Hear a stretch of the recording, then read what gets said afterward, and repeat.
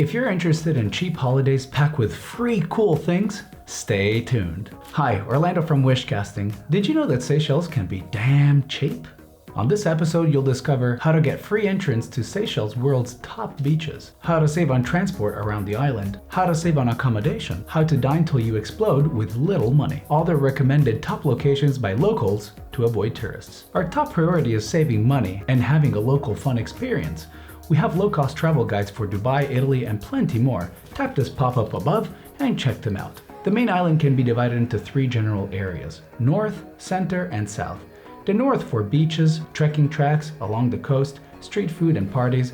The Center with the airport, the luxurious Eden Island for rich people, and interesting mountains to do trekking on.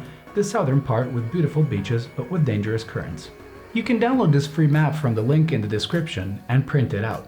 It'll help you avoid the bad places and find the good ones. On this video, we'll be visiting the main island Mahé for 5 nights, then moving on to the little island of La Digue for 3 nights. We'll also swim to tiny beaches where it'll be just us and a few crabs. On our first day, we landed in Seychelles airport and hired a car. We rented a car ahead of time to get a good deal. We booked it from economycarrentals.com and saved a lot of money. 196 euros for 5 nights, so 39 euros per night. It was 3 of us, so super cheap.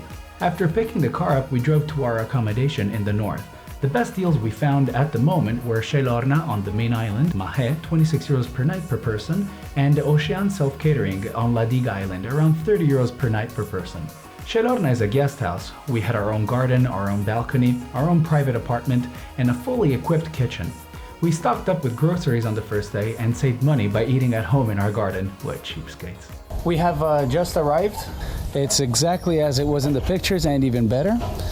This stuff is just really so much appreciated. You can chill here, relax. Avoid hotels and go to guest houses. Huge private villas, cheaper and nicer than hotel rooms. You meet locals that know the best tricks. Search on booking.com and sort by price. Scroll down till you find a good average score and plenty of reviews. Open a couple and check the pictures. The location also. If it convinces you, take it. We made friends with the hosts and had dinner with them a couple of times. We ate traditional food at cheap prices and got to discover many important tips. We even made a new friend, Bobo, who joined us on many excursions. We now meet every time I go to Scotland. Our first day was our best experience. First, we exchanged our money into local currency. Take dollars with you and change them at the Unimoni Limited. As soon as you enter, you'll find a UAE exchange kiosk. Tell them that you're an Emirates employee. They don't check. They'll give you the best exchange rate possible. First visit was the beautiful beach of Anse in the northwest. Oh my god, I love it. We went by car to La Scala restaurant and parked.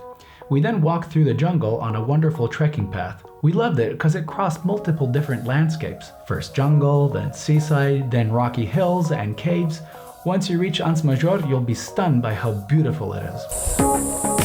You gotta help me out in spotting them because I really will my pants if they drop on me. Tell me, is it nice or horrible or?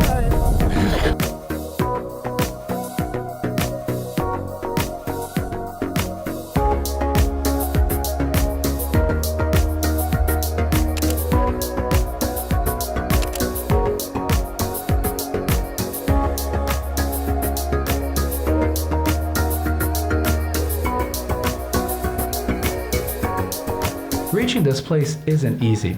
You either walk 45 minutes through rough jungle and spiders, or you rent a boat, which is expensive, so you won't find mainstream tourists here.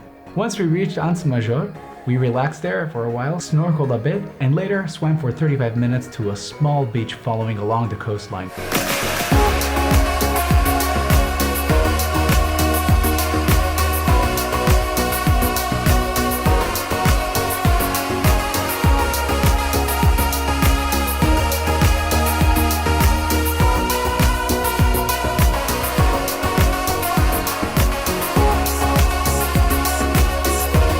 August is one of the best periods to come here because it rarely rains.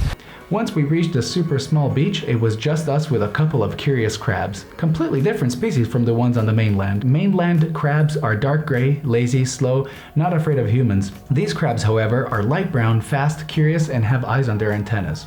Enjoying the video? Consider subscribing. You'll be updated on new travel guides and get the best, cheapest tips.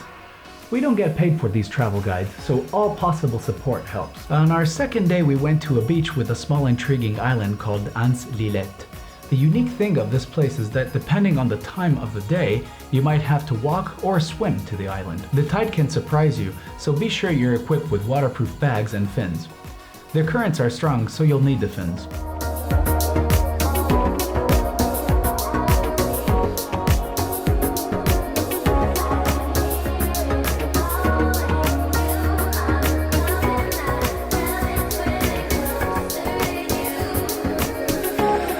There's one villa on this island. They use it for reality TV shows. We happened to be there when a Russian reality TV show was being filmed. Ну чё, видно? We asked around, and the locals told us that that island is used to record porn films. Nevertheless, we loved it and recommend it. We then went to Beau Vallon in the afternoon. The beach is very popular among tourists. However, it's one of the biggest beaches on the main island, so don't expect it to be packed. Here we had a wonderful swim, drank coconut water, scraping the jelly pulp out, enjoyed loads of street food and fresh fish just caught from the sea. We even helped a fisherman collect the net and ended the evening dancing to the rhythm of local music.